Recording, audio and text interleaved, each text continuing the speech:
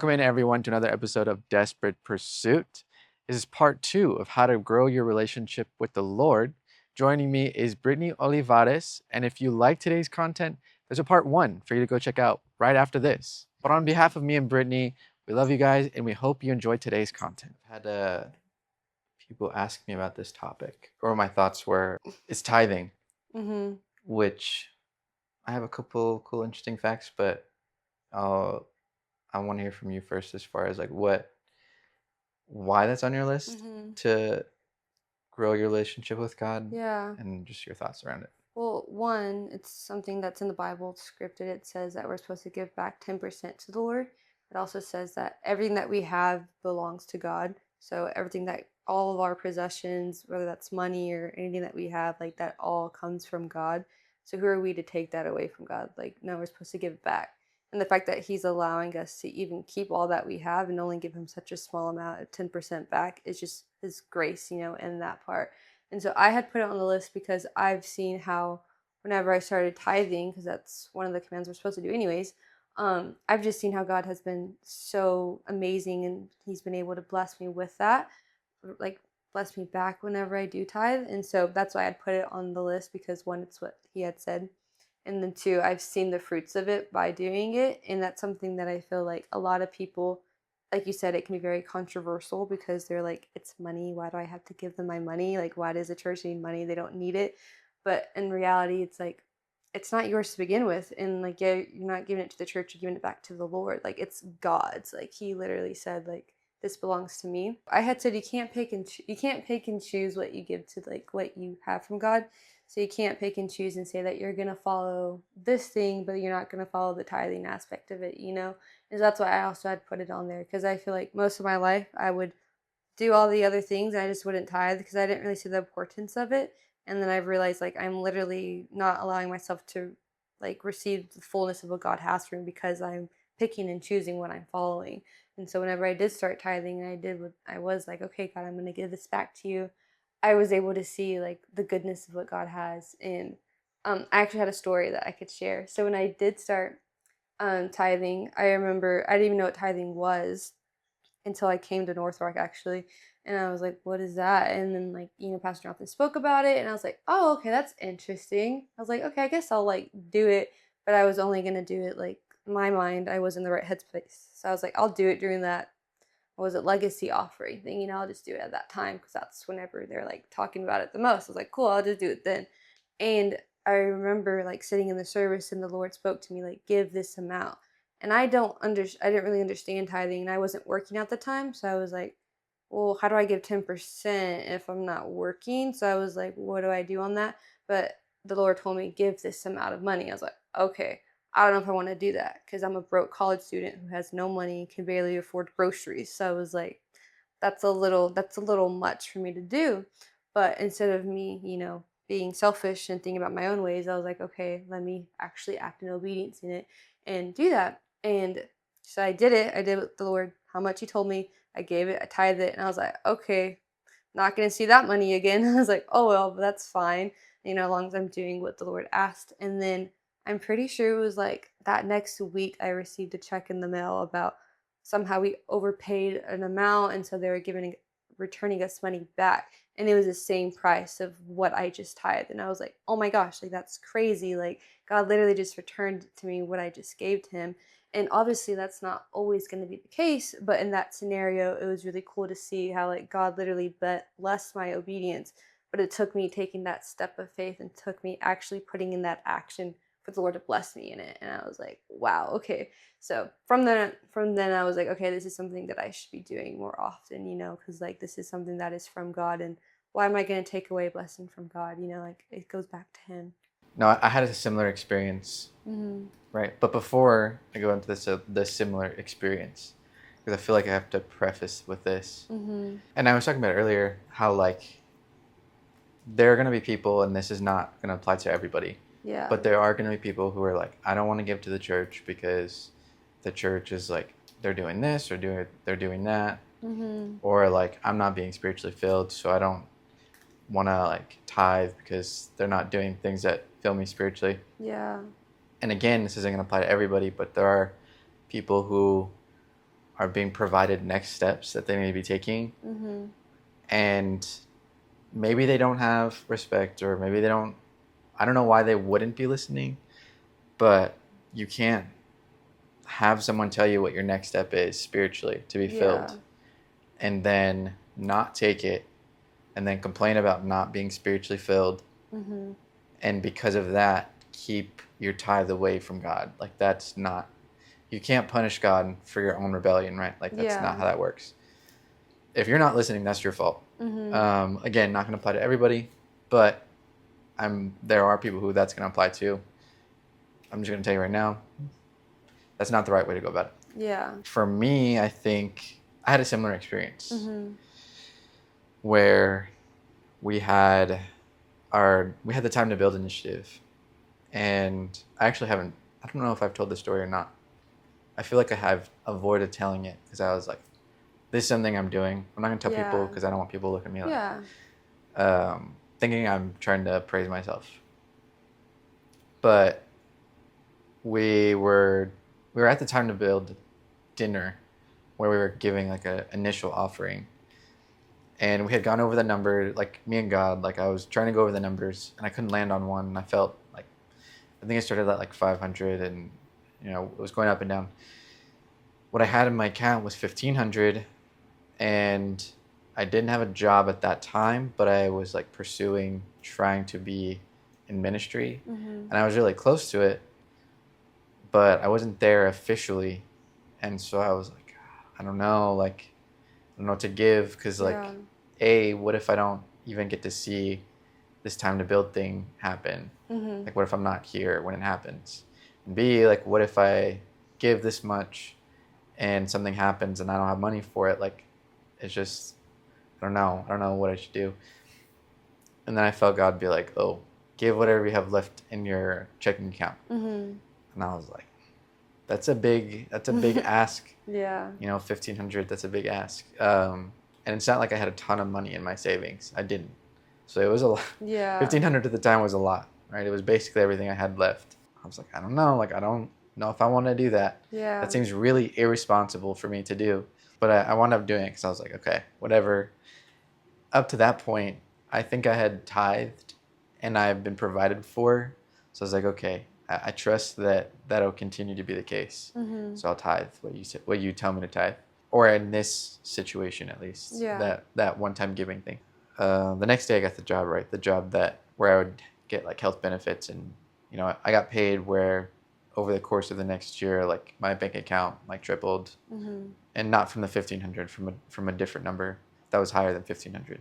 Mm-hmm. And then I got a new car, not because I wanted to like get a new car, but because I got hit, and then it just so happened that insurance was like, here's a big chunk of money. Oh. And the most economic thing for me to do was to just get a new car. Yeah. Which I grew up with that almost never being the case, where it's like the most economic thing for you to do is buy used. Yeah. But in this case, it was like, oh, you got to buy new. That's the cheapest thing for you to do. It's like, okay, well, I'm going to argue with a brand new car. Yeah. Yeah, just seeing it repaid in that way, and not expecting that at all. But like, it took a lot on the front end, but I received a lot on the back end. Exactly, yeah. And I think, like, obviously everyone's different. Everyone has different stories when it comes to tithing, and it may not look that way for everybody. Like, it may not look like, okay, I gave money, like, where's my money back? I didn't get it back, but I think it's cool to see how, like, in our ways, like, we were able to have those stories, and God was able to return that blessing back to us. So that way we have that foundation of, like, oh yeah, like, God's going to provide for us, like, no matter what. Like, we can give the money and God's going to return it in some way or some form, like, eventually we're going to be okay. Like, there's no need to stress about our finances. Like, a scripture says, if he blesses the lilies with beauty and splendor, how much more would he clothe you, So it's like, if he could provide for all these people, like for the plants and all that, like, don't you think he's going to provide for you too? And so it's cool that we can use these stories that we've had to be like, okay, and this next season I'm in, I may not receive the blessing, of the money being returned to me, but I'm still going to be obedient. I'm still going to give it back because I know he provided to me back then. He's the same God, and he's still going to provide for me today. And so I think that's really cool. We had talked about too, like, tithing is more of like an entry point to generosity. Yeah. It is an obedience thing. I like when people present it as an obedience thing, because that in truth, that's what it is like God said it, so do Yeah. it. Like don't Yeah. like bother whether you think it's going to the right. Don't worry about what you think is good. If that's what God's saying to do, it's an obedience thing first and foremost. Yeah. But as far as generosity goes, it's an entry point. Yeah. Right? For example, I tithe, but at some point I get used to tithing, and so it's like not even crossed my mind of, oh, I tithe, so I got to be super budget. Yeah. But it's this idea, okay, that generates the idea of generosity. So I'm tithing, but then also when I see someone in need, I'm giving them some money, like appropriately and in context. But giving beyond the tithing without being like, okay, well, I'm going to put this on God's bill. Like I'm being generous for this person. So that's going to go into like, oh, I expect this to be returned in the same way my tithe is. It doesn't work like that. No. No, it's like, how can you, like, how do you expect that? You know, like, it's like the same thing with Jesus. Like, he did so good for everyone else, and he ended up dying on the cross. Like, it's not how it works. Just you do one thing, you're going to get repaid that way. Like, it's different, you know? And I think it has a lot to do, too, with a genuine sacrifice of that money in the terms of, in both our stories, like, I didn't expect the 1,500 to come back. Yeah. I was just like, this is what you're saying to do. Just take it. I'm just gonna I'm just gonna do it. And I'm trusting that whatever you do, like I'll be provided for. And I'm not expecting like 3 times more a new car. Exactly. Yeah. It just so happened that was the case. But the generosity is first and foremost what the obedience is generating. Yeah. And I think that's what separates maybe your back end blessing is like, are you expecting the back end blessing, or is it you sacrificing the money and saying, well, whether it comes or not, this is what you say to do, so I'm going to do it. Yeah, it all goes back to your heart posture on it all. Like, why are you actually doing this? You know, are you doing it because you're like, oh, it's going to double, I'm going to get actually more money from this? Or are you doing it because, you know, God, that's what you told me to do, so I'm going to be obedient doing it? Yeah. I'm not going to say this is like a one-size-fits-all thing, but I feel like if you're looking at it as a business investment of, well, I want to double my money, so here's my tithe, you probably won't have your money doubled. No, because God's going to be like, why? Why do you deserve that money? Yeah. You don't. No.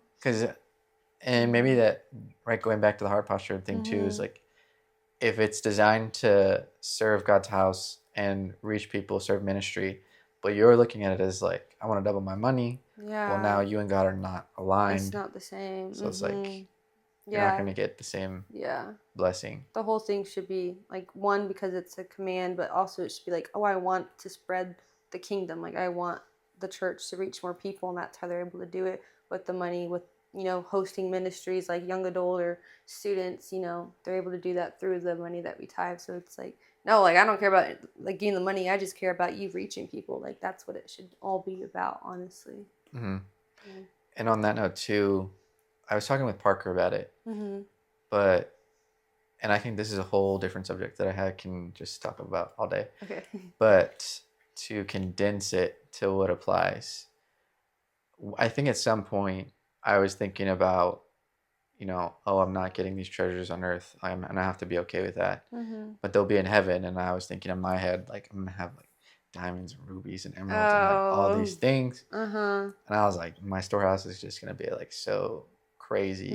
I was like, that's a little prideful. Maybe I should like reconsider this. And so I started reconsidering it. And I think at some point I was like, okay, well, let me like take a step back and see like what's the Christ-like thing to do in this situation. I was like, okay, well, how does Christ see treasure? Like, why does God say gold and rubies and emeralds and all these gems?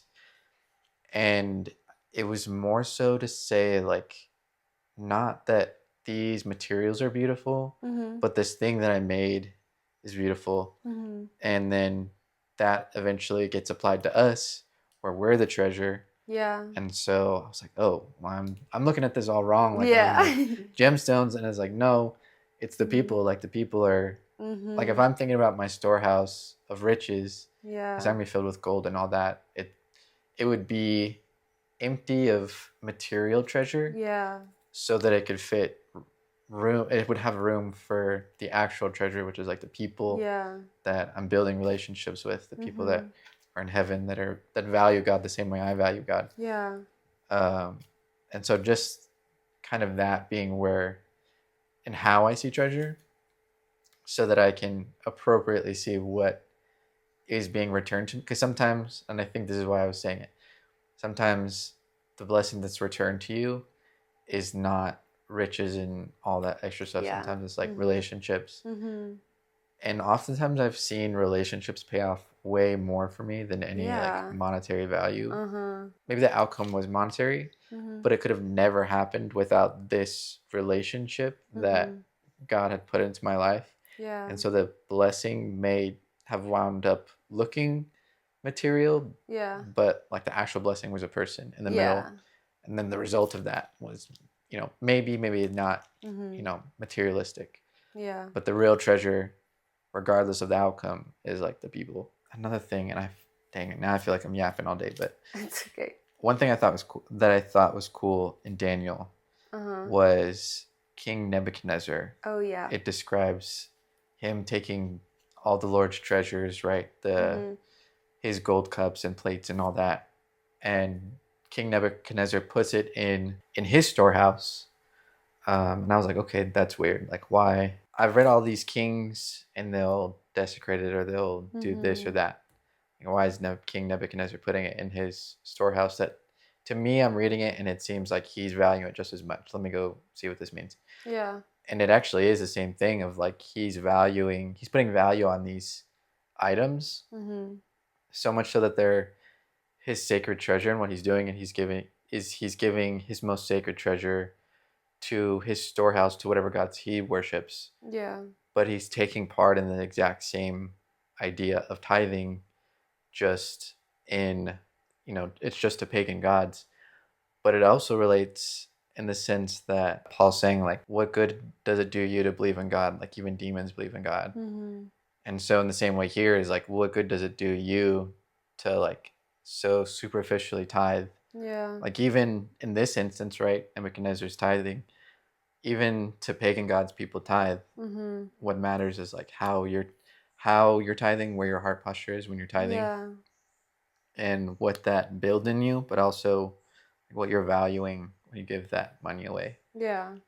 Because King Nebuchadnezzar is doing the exact same thing. He's tithing as well. So even people who don't believe in God are tithing, which again, if you're not tithing, you should be. And obviously there's a whole bunch more you can say on that, but for the sake of this, for the sake of building your relationship with God, which is what this is about, you should be tithing. Yes. But his son doesn't tithe. Like, his son desecrates the same treasures. He takes it out of the storehouse.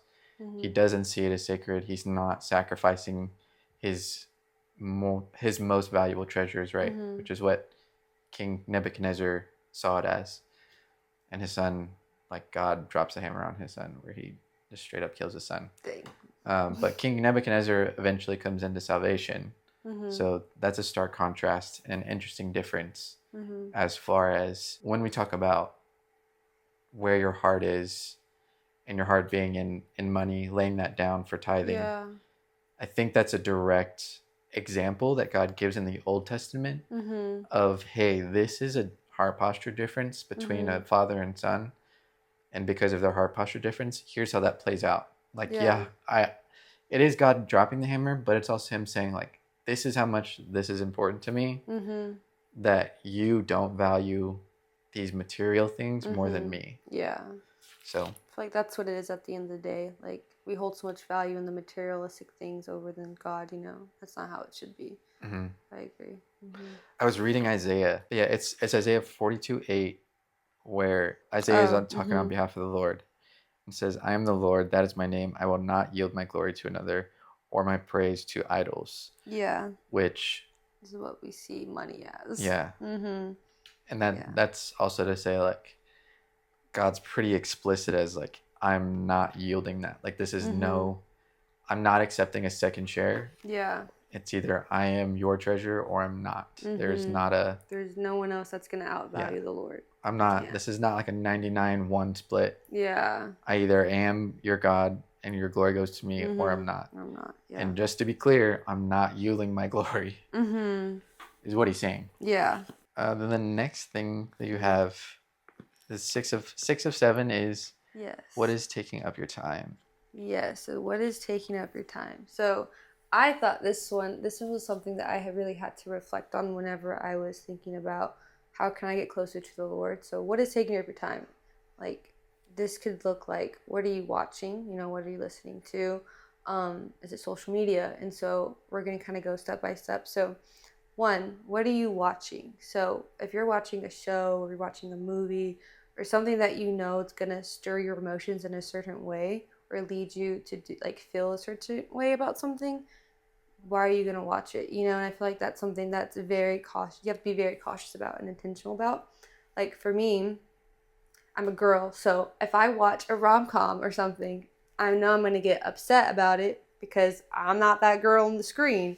I'm not the girl with the relationship or whatever. So I know if I watch this, I'm gonna start getting these feelings of like jealousy or sadness or like why where's my person, God? So I'm like, why am I gonna allow myself to be put in that position if I know that's how I'm gonna feel about it, you know? And so one thing, it could be different for everybody. I know that's just me. I'm a girl. Girls kind of think a little differently than guys do. And so if I know that's how I'm gonna feel about something, I'm not gonna go ahead and do it. So that would be like what you watch. But what you're listening to, that could be like music or podcast. Like if it's a secular music, secular podcast, you have to be careful what you're listening to because that's like what you listen to is like kind of playing about like who you are and how you act on certain things. And so if you're listening to all these secular musics and they're saying all these bad words, like eventually those thoughts are going to be in your head. You know, you're going to start thinking those same thoughts that they're singing about or that they're talking about. And so one thing I noticed for me personally is I don't listen to secular music. I just decided like not gonna do it because I know it has an effect on me. And I realize every time I listen to secular music, whatever it may be, I just get angry. I don't know why. Like you say something to me, I'm gonna pop off on you, and I don't mean to, but I just do. Like I'm just for some odd reason I'm just upset after listening to it. Another thing I noticed was back in the day whenever I would listen to it, if it had cussing, I don't cuss. Like do not cuss at all. And like I was raised like not like I can't speak any bad words, but for some odd reason, like the what I was listening to, like if I hit myself against the door or something, like something will come out and I'm like, oh my gosh, like why is that even in my vocabulary? Like I don't even say these on a normal basics, you know? But it's just because what I'm listening to is having that effect on me. And so I noticed that with me. So I'm like, I'm just not even going to listen to that. And when I stop listening to all those things, you know, those words aren't even in my vocabulary anymore because I'm not surrounded by it. I'm not allowing it to speak into my life, you know?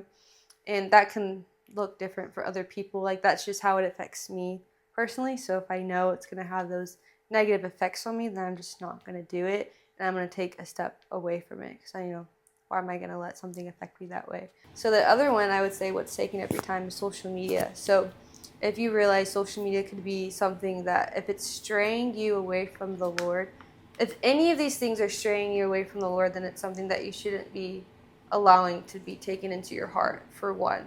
So social media, it may not be a bad thing for you, but for me, I realized I was idolizing it in a way of where it's taking my time away from God.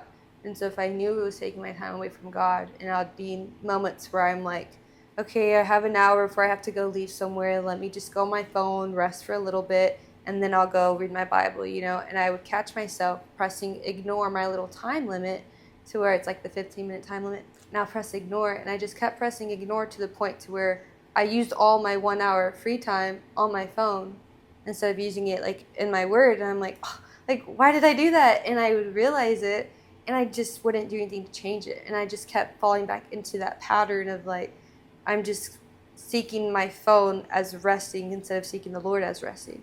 And so I had to like take that out. Like, okay, I can't do this anymore. Like if I want to spend time with the Lord and be intentional with it, then I need to take away my phone because I'm holding it as I'm holding social media as an idol in that aspect. And so obviously this is an extreme case. This is what I do. Not everyone has to do this, but I don't get on social media Monday through Friday until I finish with my schoolwork and my homework and everything. So that way I can really focus on the Lord and focus on my free time, not being on my phone, but on like spending that time with God. And I've realized that when I've done that, I'm like, oh, I have so much free time now. Like, I'm not worried about what other people are posting. I'm not worried about like what the trends are. I'm just, okay, well, I have free time. Let me go, spend time with God. And I've been able to really like remove those idols, remove all those things so I can just focus on the Lord. But it's also what I found from the whole idolization of thing is that it may look different for everyone. For me, it was social media, but whatever it may look like for you, that was taking away from the Lord because I was trying to find rest in it. I was trying to find renewal. Like I was trying to just recharge on the social media part of everything. And I was like, that's not right because social media is never going to fulfill me the same way the Lord does. And I was allowing it to try to fill me up, but it never was, which is why I kept pressing 15 more minutes. So I was like, maybe 15 more minutes I'll feel recharged. Maybe in another 15 more minutes I'll feel better. I'm like, no, it's never going to fulfill me the same way that the Lord is. 15 minutes on my phone is never going to feel the same as 15 minutes with the Word. Like, I'm going to feel so much more recharged with God than I would ever feel, like, on my phone. And so that was another thing that, why I say it's very cautious of, like, what are you prioritizing? What are you spending your free time with, because if it's taking away time from God, then it's not worth it. Like, at the end of the day, none of it is worth it because that's not going to help you get closer to your Savior. Yeah, I have, this is a small, almost embarrassing story, but Oh, no. I hid my Instagram app Uh-huh. because I guess it has that option now where you can hide it. You can hide it from your home screen. Mm-hmm. I do that. I still swipe and find it. Well, the thing Yeah. is, I can't swipe and find it, and I don't know how to do that. You don't know how to swipe on your phone? No, I mean, like, I don't know where it went, and I don't know how to... Well, don't tell me. Oh, yeah, sorry, I won't tell you. You're right. But I don't know how to navigate to it right now. Oh, no. So what I have to do now is, like, I have to go into the App Store, and then I have to hit open on the Instagram app. Really? Yeah, and it's super annoying. And every time I'm like, this is so dumb, I'm unhiding my Instagram app. I, like, almost do it, and I'm like, no, this is actually having a really good benefit for me. Yeah. Like, every time I want to get on Instagram, I have to intentionally, like, open it, as opposed to before where I would just, like, subconsciously open it. Mm-hmm. And it annoys me every time, but every time I'm like, okay, but that's a good thing because I need to remember that it cost me something to, like, be on this. Yeah. So as much as it's like I want to undo, like, hiding it, I'm like, maybe not. No, maybe I'll like keep it hidden. This is good. I feel like also, like, at least for me, whenever I'm like on my not like during the week when I'm not on social media, I don't even mean to go on, like, I go on my phone and my brain naturally just starts going to it and I click on like Instagram or something. I log out of it so I don't receive anything, but I click on it and I'm like, I didn't even want to go on Instagram. Like, I generally didn't even, like, my mind wasn't even thinking about it, but like my fingers just like I don't know how it does that. Like, and I'm like, how did that even happen? And I do that sometimes and I'm like, I didn't even care for it. Like, I didn't even want to go on Instagram. Why am I opening this app? And I have it hidden too. So I have to go find it. And I go find it. And I'm like, why? So I think it's just crazy how, like, we're so drawn to it, which is not right. And, like, that's when I know I had a problem. So I was like, I have a problem that I'm going on it when I don't even want to go on it.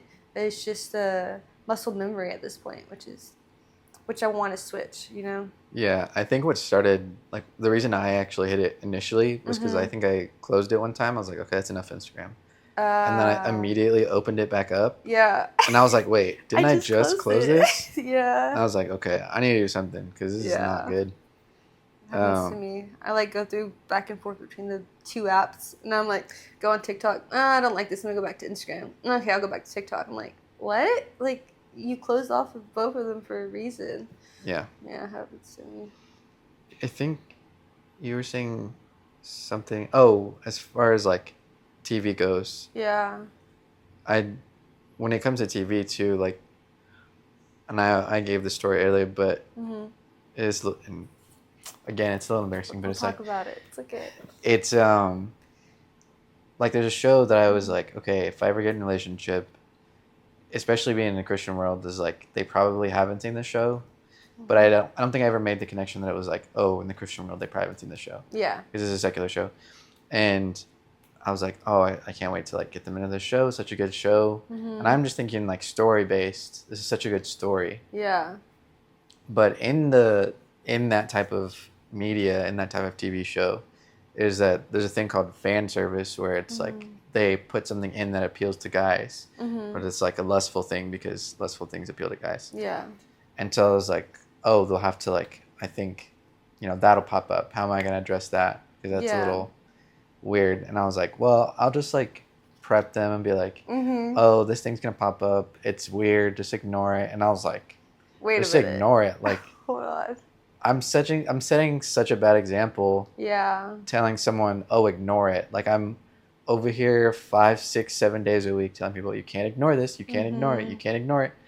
But here I am, like preparing, premeditating, right, the situation where I tell the person that I'm supposed to become one with, like, oh, just ignore it. Yeah. This is such an opposite character shift. Yeah. And I was like, okay, maybe I don't introduce them to this media because that's not a good example for me to set. And if it's not a good example for me to set, then maybe I shouldn't even be watching it. Yeah. And I think also too, what we had talked about is like that's such an opportunity to set a bad example that what that could also create that I hadn't thought about until you had said it was like I could be instilling insecurities in whoever I'm with is like, oh, is this what he's looking for? Like, is this what he's looking at?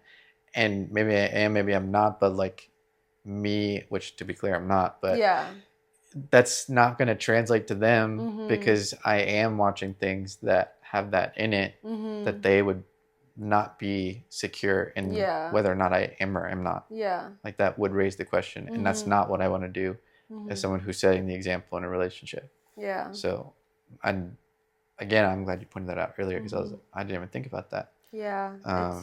It's true. Like, and it depends on everything, like how you said, like guys think differently than girls, like what you may not see as something, like girls may see as something and vice versa. So it's something that you just have to be intentional, like be cautious about, like, because like I could, like rom-coms, for example, that gets me. Would you care about rom-coms? Exactly. So it's like, it just depends, like, everyone's a little different how something affects someone. And what's interesting too is you talk about rom-coms, and so I've seen on Instagram, like I've seen people like videos of rom-coms where they're like, I want my man to be like this, and it's like this dude like groveling, or he's saying like something that's like that puts him in a position where he's not being the leader of that relationship. Yeah. And he's like giving authority over to the woman essentially. And that's cool, as in like if your goal is you want your partner to love you. Yeah. But when someone looks at that as an example, in my mind, I'm seeing these people like this video on Instagram. I'm like, I would not ever consider a relationship with that person.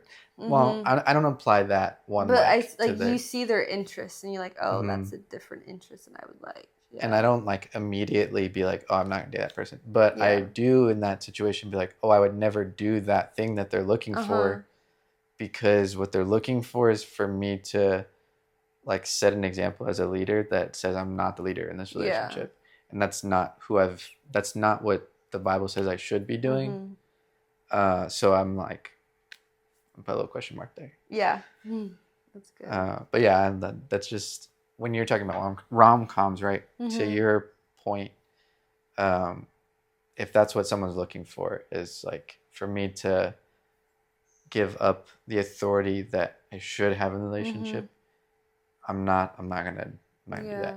And not because I want authority, right? I think what people don't fully understand is that authority comes with responsibility, right? Yeah. My authority in a relationship comes with the added expectation from God that I sacrifice myself first before my other half or my partner. Yeah. So the authority is not there because I'm supposed to rule with an iron fist. The authority is there because I do have the power to be like, okay, we're sacrificing this for our relationship, but that comes with the expectation that whatever is sacrificed first comes from me first and not the other person. I felt like that, adding that little tidbit at the end there, because I don't I want Yeah. people to feel like, oh, he's power hungry. Like, no, I'm just, Yeah. there's a level of responsibility that comes with it. Mm-hmm. But the last thing you have is the people you're surrounded by, like Yeah. kind of focusing on that and being intentional Yeah. with that. Yeah. So, well, first off, I feel like we were able to break off all the steps pretty well, where it was like kind of focusing on yourself and all of them. And then this last one's now like, okay, now that I worked on rebuilding my temple and who I am, now I got to focus on the people around me and who am I allowing into my temple, And so, in this one, it's like, who are you who are you allowing to be around you? Who are you allowing to pour into you? And are they going to be leading you to Christ or away from Christ? And so, this one, I thought it's super important because who your friends are, reflect who you are. And so, if you're having friends that are, doing all these things, like eventually that's going to pour into who you are as well. And if they're doing things that are not reflective of Christ, then that's going to reflect on you, and that's going to be who you start to become, because you start to become who you're close with. So that is scripture I wanted to talk about. So it says, Galatians 1:10, it says, obviously I'm not trying to win the approval of people, but of God. If pleasing people were my goal, I would not be Christ's servant. And so when it comes to who you're surrounded by, your friends or whoever it is, are you trying to please them or are you trying to please God? And I feel like that's something that you need to ask yourself when you have like relationships, or it can be honestly relationships or friendships, or I don't even think about relationships. It can be anything. Like, who are you trying to please in those relationships? Are you trying to please Christ? Are you trying to please them? Are you trying to please what they think is right and like their ways? Are you trying to please what the word says and what the scripture says of what's right? And so if you know that these people are going to be doing things that you don't agree with or that don't agree with Christ, are you going to be a light to them in that way? Or are you going to let them just kind of walk all over you and let them bring you away from God, So it's like being intentional and being aware of what role are these people really having in my life. Mm-hmm. Mm. You had said it off the podcast too, you were saying who I'm around essentially reflects who I am, Mm-hmm. which I enjoy a lot, and I think that was leading to the point earlier of like what I'm watching. But as I'm thinking about it now, what it also is, and I was explaining this the other day, is whenever we're leading somebody as like student mentor type thing, Mm-hmm. being intentional, even in relationship too. Yeah. Because I think I made the connection in a separate conversation of Mm-hmm. this parallels to mentor student, Yeah. but to relationship also. Of whenever the other person makes a mistake, Mm-hmm. well, that mistake is also my mistake. Mm-hmm. As it relates to a student mentor, right? Whoever I'm teaching, I didn't teach them well enough that they would Yeah. avoid that mistake. That's my Mm-hmm. mistake as well now. Yeah. When it comes to relationship, you're one flesh. Mm-hmm. And so whatever mistake they've made, now that's your mistake as Mm-hmm. well. And so, sharing wins, but also sharing losses, sharing mistakes as well. Mm-hmm. So it matters who you're around, Yeah. because like that is a reflection of you. If they make that mistake, right? Like if they win, great. Like Mm-hmm. you can celebrate with them, and that's a reflection of you. That's a good thing. Yeah. But when people make mistakes, when they do things that go against who you are, what your values are, that also reflects on you, because Yeah. you hold, the same level of responsibility that gives you the opportunity to Yeah. relish equally in that victory Mm-hmm. is the same opportunity that you must now take on the burden of the mistake, Yeah. whether you made it or not. Mm-hmm.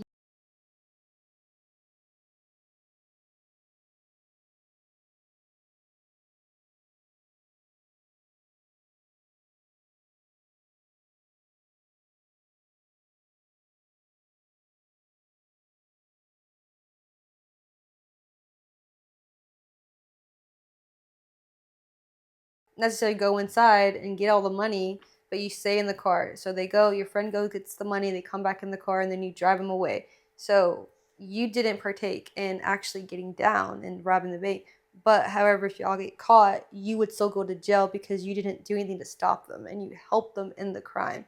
And so we're saying like in any area of life, whenever you see your friend doing something and yet you're not participating in that sin, but you're just kind of there with them, like you're just as bad because you're not doing anything to stop them. You're not doing anything to lead them towards Christ and tell them what the scripture says about that sin or whatever it is that they're doing.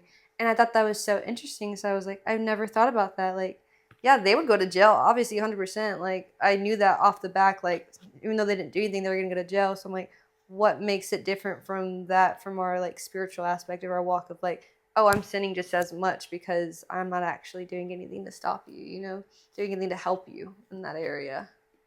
Thought that was really cool. Because it just circles back around to the idea that you're who you hang around with. Mm-hmm. I think what I heard was you're the Mm-hmm. amalgamation of the top 5 people you spend Yes. your most time with. Mm-hmm. God has to be one of those people that you get alone time with, Mm-hmm. and someone was saying like, hey, your alone time is just as valuable as the time you spend studying with others. Mm-hmm. Like, it has to be separate. Yeah. And I don't remember when someone said that, but I know that it affected me because I was like, as long as I'm spending time in the Word, that's time in the Word. Mm-hmm. And then they said that, and I was like, oh, that is separate. That is a separate thing. And going back to this point, like, God can't be somebody that speaks into your life through a group only. Yeah. It has to be like that one-on-one time, because He's going to, influence how you're being Christ-like, because He set the example. So, I mean, even like, who better to set the example or give you that direct information, that direct influence than the person you're trying to be like? Than Christ Himself. Yeah. That's good. But then, yeah, like, now you've got 4 that, people to take up those slots. So you have to be intentional. And be cautious on who's actually going to be taking up those slots. Yeah. It's that I like to be selective of who's on my team. Like, I want to have some agency on who is on my team. I can operate on a team that was pre-selected and that I'm on. But if it's up to me, I am being very diligent about. And I think, and it goes to the importance of ministry, is I need to always be seeing who people are and who they can be.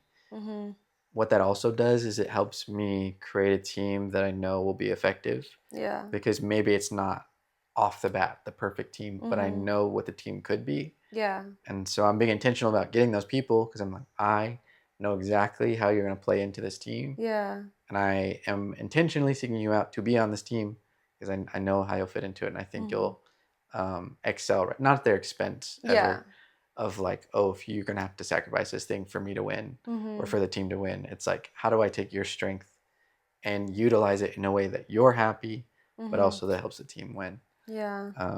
And so that just kind of plays into the idea of being selective of who you're around. Yeah. I feel like it's also like, in those times of like, whenever you're choosing who's around you, it's like you have to be cautious also, like, the friendships you already have too. So like, if you already have these relationships and you're realizing, oh, maybe these aren't people that I should be around, it's like, how are you gonna now go about that? Like, what are you gonna do in that aspect, and how are you gonna do it in still a godly manner and a loving manner? And I think that's something that like everyone needs to kind of reflect on, because like we get so used on being comfortable where we're just like, I know we talked about this earlier, where it's like we can have all these friends and like, yeah, they could be from church, they could be like godliest people and everything, but like in those friendships, if y'all aren't really seeking Christ together and like, as a whole, and reflecting God's love and like all that stuff, then like what good are those friendships? And so I had said this earlier, one way I guess you could know if like the people around you are people that you should stick with, or like friends that are going to be uplifting in something. I mean, if they push you towards Christ in every aspect, if they call you out on everything, or if you call them out and they're receiving of it and they actually take in what you're saying and they're like, okay, like, I value your words, so I'm going to go work on myself because I know what you're saying is out of love, it's not out of hate. And so I'm going to go work on myself in that way. And another thing would be like, one thing I think that's so easily passed off with friends is like, what's their needs? What is it that they're going through? How could you be praying for them? And if you don't know that, like, where is it? Like, like, what are you doing? Like, as Christ's followers, like, we should be praying for one another. And so it's like, if you don't know how you can be praying for your friends, then that's maybe something that you got to change about. That's something you got to think about, like, how can I change who I am to be a better friend to this person? You were talking about correcting people. Yeah. Earlier. We could talk about that. Go for it. Well, because I think based on what you're saying, we both have examples of both sides. Yeah. Where I have a friend that I intentionally invest time in, to the point where like sometimes there will be small groups that happen, and I should go to the small group because I like that's what I'm there to do is like be in the small group. But also I know this person has this limited amount of time, and I know the burden that they have, and so I'm intentional of like if I need to choose between small group or spending time with this person, I'm gonna spend the time with that person because that's an intentional choice that I'm making. That same person, on several occasions, I've taken to the side, and I think what happened is like he watched it play out, and he was like, "Oh, that's possible." And so he's actually done that in return to me, where he's questioned me of like, "Well, why aren't you doing this? And why aren't you doing?" And I've had an answer for him. Yeah. And a couple of times he got me, but Mhm. more so to say, maybe I set a good example, or maybe I opened up the relationship to be like, "Hey, this is what we should be doing, anyways." Yeah. Where something has happened, and I can't give the full details because I don't want to say Yeah. anything on his behalf Yeah. that I shouldn't be saying. Mhm.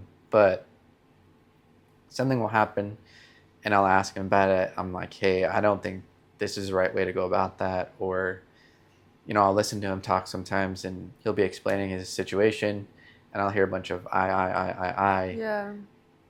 and then he'll tell me the expectations that he has, Mhm. and then I'll wait, and I'll be like, okay, is that like, is there anything else that you have to Yeah. add to that? And he'll be like, no, like that's. I'm like, okay, I'm just gonna tell you right off the bat, Mhm. I'm hearing a lot of lies, and you're telling me like you've got these expectations for yourself, Yeah. and I didn't hear you say anything about what God is expecting of you or what God told you should be doing, or at any point did you say anything about I went to God and this was his answer. Yeah. And so you're having these issues from how I like my perspective, outside perspective is like you're having these issues and you are still struggling with it because you're keeping it to yourself. Like this is just a Mhm. you thing and you're only listening to you. Yeah. And when we went back and forth a little, but initially he just kind of like didn't say nothing, Yeah. and he listened. And so we've done that a few times where he'll do that for me and I'll do Mhm. that for him. But there are also people who, I mean, Mhm. it's not even borderline. Like I've essentially told them, I've laid out, be like, hey, this is what I see your life looking Yeah. like, Mhm. and these are the things I think you should do. Yeah. A, to avoid the bad things, but B, to you know speed up the process of the good things, avoid Yeah. the hard lesson. They'll be like, okay, and they'll like pretend to listen, and then I'll watch them not listen at Yeah. all to what I You're just like, said. I just told you. And then Mhm. exactly what I was trying to tell them they wanted to avoid by taking my advice will happen. Yeah. And then I'll be like, in my mind, I'll be like, I told you that was going to happen. Like, I could Yeah. have avoided the situation if you had listened. Mhm. But I Yeah. don't say that to them. And then they'll do it like again and again. And I'm Mhm. like, you got to listen. You got to listen to Yeah. me because I'm Mhm. trying to help. I'm not trying to like take you down. Yeah, you're doing it out of love. hmm Mhm. Um, and so some people are just stubborn. Yeah. So, They can be like, I've had my experience was where I did say something and I was like, hey, like I know this is something you're working on, like you voiced it to me, like I'm trying to help you in this area, like what you're about to do is going to be the complete opposite of what you said that you're trying to work on, and they'll just snap at you and like they'll be like, whatever, I don't care, like, and start coming at you. And like in times like that you're just like, well, I did try to say something and it didn't work out. You don't want to listen, that's fine. But I mean, if that's a little plant, a little seed I'm going to be putting in you, then that's fine. I'm maybe planting a little seed that eventually later you're going to be like, oh, you were right. And then usually it goes back to that and they come back later and they're like, yeah, you were kind of right. And I was like, I mean, I'm just saying what like you said already in the beginning. But it's just, as long as you are obedient and sticking up and like saying something to them and you're doing it out of love, then eventually they'll come around. essentially, what's growing your relationship with God in that Mhm. aspect is like if He's asking you to love people the way you love Him, Mhm. well, that's something He would do for you. Yeah. And so now the expectation is to help other people by doing the same thing. Yeah. And the way that has us and puts us in position to crucify our flesh is like, Mhm. just being honest, right? Like, I don't want to go have that conversation. Yeah. That's such an awkward conversation. It's hard. Yeah. Mhm. And I think what makes it hard too is knowing how I used to be. Mm-hmm. And I'm like, man, if someone had had this conversation with me, I would not want to listen. Yeah. And so now I'm like, I don't know if this person's gonna listen. Like, Yeah. I have to be okay with sacrificing this relationship and putting it in God's hands, where if they're like truly offended by it, that I'm trusting God that whatever happens to them next, they're gonna be okay. Yeah. But also that I'm gonna be okay without this relationship if that's where it goes. Yeah, and that can happen. They can just be like, you know what? I don't want this friendship anymore, and you just have to be okay with that because that's just maybe that's not the path that they're on right now. But at times like that sucks when it's just kind of like I was trying to be a friend, and then like now I'm just kind of pushed to the side, like, and the friendship does fall out. But it's in those times where it's like you see them from afar, you really know what's happening, you just got to pray for them. Like you can't really do anything else other than just be like, dang, like I'll just pray for you. I pray that you find your way back, Mm-hmm. But that's hard. And then another thing that I think you explained well, so I'll ask again. You had on the list, one of the little things that you have is like, is spending time with sinners bad? Oh, yeah. Which in context, for me, when I was reading it, I was like, I don't know if this is in the context of like, is this a Zacchaeus situation where are we trying to avoid spending time with sinners altogether, or like what's the but you explained it well, so yeah. So the question I had wrote was hanging around sin but not participating in sin, is it actually bad? And so the context, there's different contexts it can be about, but like for example, I know the one that we had talked about was like, if you're gonna have friends who want to go out drinking or something, they're like, let's go to the bar, let's go drink, and you're like, okay, like I know that drinking itself is not a sin, but getting drunk is a sin, and I know that context of what they're gonna go do is gonna lead to sin, and that their intentions are to sin. Their intentions are to get drunk, and so you're like, I don't want to participate in that. I don't want to do that, but I'll go. If you're gonna go and you're gonna be there around them in their sin, and you're not gonna do anything to tell them, hey, like, you shouldn't do that, like that's not right, you got to stop, you need to stop doing that because that's going to lead to sin, or like what you're doing is actually sinning. If you're not going to say anything and you're just going to be around them, then what good does that make you? Like you're sinning because you're not sticking up for the faith and helping someone through the sin, like, and we had said it, like, if imagine modern day modern, how do you say it? Modern. I can't say my R's. You say it. Modern. Yeah, day Jesus. Okay, we're gonna like that. If he's out at the bar or whatever, say he's there. You think Jesus is just gonna be in the corner over there, like not talking to anybody there? No, he's gonna be over there talking about everybody, saying like, do you know that Christ came down? Like, I came down to save you. Like, do you know who Jesus is? Like, I mean, he's Jesus. Do you know who God is? He's going to be talking about scripture, speaking that over all of those people there. He's not just going to sit in the corner. So if Jesus is going to do that, like, why wouldn't you reflect that and go do the same thing? If you're going to be in that situation, you should be going around speaking Christ and speaking the scriptures to everyone. You shouldn't just be there doing nothing. So if your intention is just to go there and go sit in the corner and not show the scripture and the love of Jesus to everyone, then why are you even there? Because your whole point should be evangelizing and bringing other people to Christ. So that's what I would say. Like, depends on the situation. It is a sin, because if you're not going to be going with like, I'm going to pull you out of that, I'm going to lead you to Christ, and why are you even there? I don't know if that like answers, but no, it does. And okay, one thing, this is completely off topic. One thing that I'll like my ears are keen to now is whenever someone has conviction behind their voice, like not like, oh, I feel convicted, but like conviction as in, this is something I feel passionately about and truly believe. And so you started talking, and I like started hearing that come out, and I was like, okay, take over, Holy Spirit. It's just because like that happens so many times. I feel like we're like, you know what? And I get called boring all the time because I'm like, I don't want to go do that. I don't want to go and like do anything like that. And they're like, just come. You don't have to do anything. I'm like, why am I going to go do that if I literally know that that's literally going to lead to sin? Like, why am I going to put myself in that situation? And I know I'm not going to be going out there spreading Christ because I'm going to be so uncomfortable. I'm just going to be in a little... So, like, why am I even going to put myself in that situation? And so that's why I'm, like, so, like, I guess passionate about it, because, like, in those situations, I'm like, no, I'm just not going to go because I know the outcome. It's like, why am I going to go do that? If I know the outcome isn't going to be good, I know the outcome isn't going to be pleasing to God, why am I going to do it? Yeah, and I think it's important to highlight that because it takes away an excuse that people Mm-hmm. can so easily give themselves to be Yeah. there as like, oh well, Jesus hung out with sinners, and it's like, okay, Yeah. yes, but Jesus also understand, spoke to hmm them. Mm-hmm. like understand the context that Yeah. there's purpose behind him doing that, Mm-hmm. not for the sake of him. Oh, I just want to be around these people, and it's not a big Yeah. deal. Uh-huh. It's like, no, I'm here to heal the sick. Like this Mm-hmm. is a hospital for this is a mobile because he moved around a lot. Yeah. A hospital for the broken, right? That Mm-hmm. was his purpose behind it. And it wasn't Yeah. to just, oh, I just want to hang out with the Yeah. disciples. No, he went to go evangelize. So Yeah. it's like if you're not gonna be going evangelizing, then you probably just shouldn't go at all. Like if you're not gonna make an impact on their lives, then don't go. hmm So Yeah. Like, don't use it as a easy cover makes it. to Mm-hmm. just. Yeah.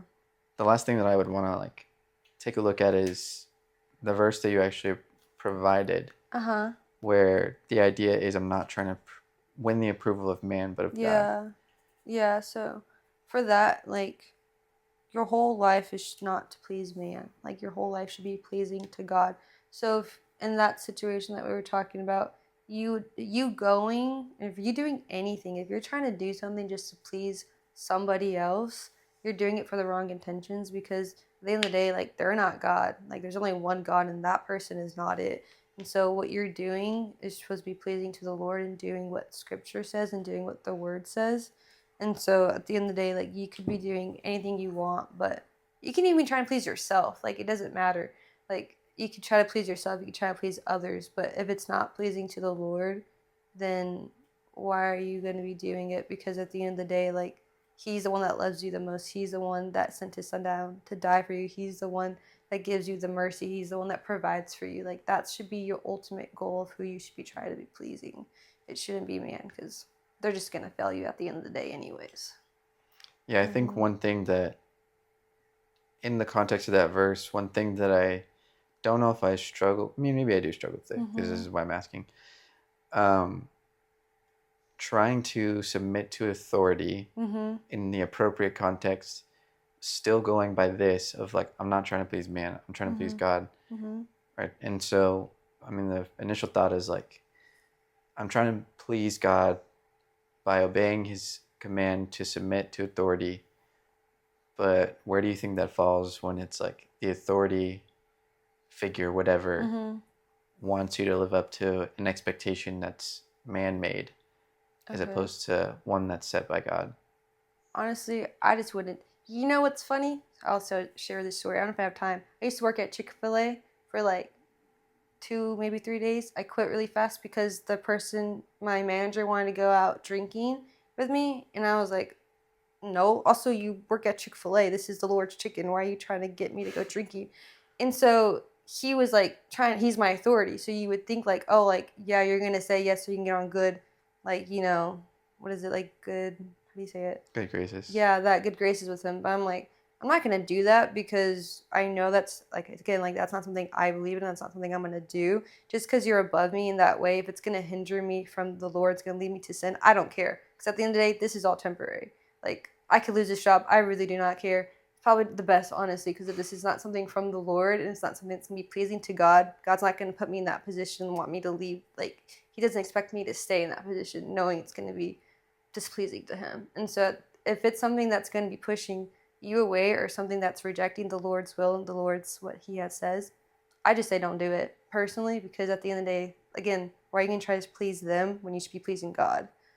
And if God's going to have grace on you, he's going to help you through that scenario. If he knows, like, okay, I'm going to help her do this because, like, what they're asking is not right. And so just having that faith and that trust, like, he's going to help you. And I ended up quitting Chick-fil-A because I was like, but that's not the reason I quit. It was another reason, but yeah, I ended up quitting anyways. Yeah, no, I think I don't, I mean, again, I'm going to say that I do struggle with it only because I don't have an answer for it. And I think that's like an indicator. But, right, trying to submit to the right authorities, I don't think I'm always going to know. I think there's a good percentage chance that I'll make the right choice submitting to the right authorities. But I'm also not perfect, so I'm not going to bat 1,000. Yeah. Making sure that my first and foremost goal is to please the Lord before myself. Yeah. So sometimes it's like I gotta submit, Mm-hmm. and sometimes it's like, oh, this authority figure is asking me to do something I shouldn't be doing. Yeah. And then we see precedent for that too in like Yeah. the Shadrach, Meshach, and Abednego. Yeah. Um, And they so, didn't do it, and yeah. God helped them through that. You know, even though they tried to throw them in the den, like, you know, like whatever, they ended up being okay. So it's like the same idea, like just stick up to your faith, and like God's gonna honor you for that, because He's like, wow, well done, my good and faithful servant, for like, you know, sticking your ground and sticking to your faith and sticking to what you believe in. So even though the whole situation may look a certain way, how it's gonna happen, like at the end of the day, God's gonna have your back on it all. So I'd rather just please God than try to please someone else who that guy doesn't even matter, you know, at the end of the day. I mean, in the context, he does Yeah, matter a little bit. yeah. Sorry. He does matter. He does matter in the eyes of the Lord. But like doing that one thing and this one thing, like it's just a small little thing to like what the future of eternity does have, you know? Yeah, everyone matters. Sorry. He matters. No, you're good. That's why I knew what you meant. That's Yeah, why I was adding sorry. the one general challenge that I would make, and I'm going to break this down a little bit, is like find, because we gave 7, and then we even like said before, like this is a number, or if we didn't, then it's like the next one. Yeah. So there's a clear like indication of a break in between of this is something different. There's 7 of them, and so essentially finding one of these places, right? It doesn't have to be you don't have to hit them all. You should hit them all eventually, but even if it's starting somewhere small, hit one of them, of like pick whichever one that you felt spoke to you or convicted you or whatever it was, where your ears perked up and you're like, oh, I'm gonna listen to that. Find that category and then use that, right, as okay, I'm gonna focus on this place. But I personally don't feel comfortable being like, okay, find whichever one spoke to you and being like, I'm more intentional with that.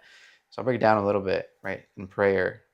What do you think like would be a challenge to somebody who's trying to grow in prayer? In prayer? In prayer specifically? That's a good one. A challenge? I feel like asking God how you could better show your love to Him. Because I feel like we're always like self-minded. So it's like, how can we show our love to you, Lord? Like, how can I do that? I actually like that, because even if we do pray it already, I feel like He'll always have an answer for that. Yeah. So He'll never be silent about that particular prayer. Yeah. As far as time in God's Word, I feel like that's super simple. Like wherever you're at, what is the next level? If you're not spending time, make the time. Like you can say I'm busy all day long, but what that requires of you then is to reprioritize. And so if what the challenge is you reprioritizing, then do that to make time. If you have time, what in your free time, like in that time you spend with God, what do you think you're glancing over? What do you think, where is the area you feel comfortable in while reading is like, oh, I know what that means, or I have a good concept of that. Whatever that is, revisit it. Spend intentional time going over that. Even if you think you've got it down, just do it again. Yeah, that's a good one. As far as worship goes, do you have one for worship? I would say like a good challenge, or to just like really like listen to the lyrics being said, and knowing that like the lyrics being said are life that you're speaking over yourself, and be intentional of like, yeah, I'm gonna declare this over my life. This is gonna happen. Yep. For serving, I feel like there's 2 ways. So it was either for me, because I realized that I need to be open to allowing people to serve. So if it's that one, then allow people to serve you. Or if it's the other one, then find someone that you could serve them and how you could help them. For tithing, I'm going to say if you're giving 10%, something that I heard that someone's doing is they're like incrementally increasing it based on their income. So when they receive more, they give a percentage more. And it's not like, oh, I'm going from 10 to 20. It's like I'm going from 10 to 11%. Which I think is a good idea if you have the ability to do that. Because I know some people are like paycheck to paycheck. If you have the ability to do that, I would do that. If you don't have the ability to do that, then continuing to give your 10%, right? But find an additional way to be generous. Don't feel like tithing is where you start and stop. Like find, even if it's just one opportunity, like find one opportunity to extend that additional generosity. And then what's taking up your time? What are you idolizing? Yeah. Honestly, what are you idolizing, and what is it taking in replace of spending time with the Lord? Now I feel like I'll tack something on only because as we were talking about it, I was like, man, I can't believe that I actually said that. Was the whole ignoring thing. Like, is there a place where you're like, oh, but like that's what they do and I don't take part of it. But going back to your point again, like that is a reflection of you. And to your point too, I actually remember hearing somebody talk about they love Taylor Swift, and then Taylor Swift's like dropping all these songs, and I'm like, you really like Taylor Swift? No, but it made it like when they said funny. that, I had to intentionally separate like, oh, that's not who they are, because by my nature, I was like, oh, they listen to Taylor Swift, and so I associated them with Taylor Swift. So to that point, funny. Right? Like, what are you ignoring? And then the last one, the people you're surrounded by. I feel like if the taking up your time wasn't hard, this one will be. Because there's people who we don't want to let go. Or there's people who we love maybe a little too much to challenge them. And that's just really hard. So evaluating your relationships and seeing, is there a place you've compromised? Hardly ever do I find someone who hasn't compromised in some way of knowing what they should be doing.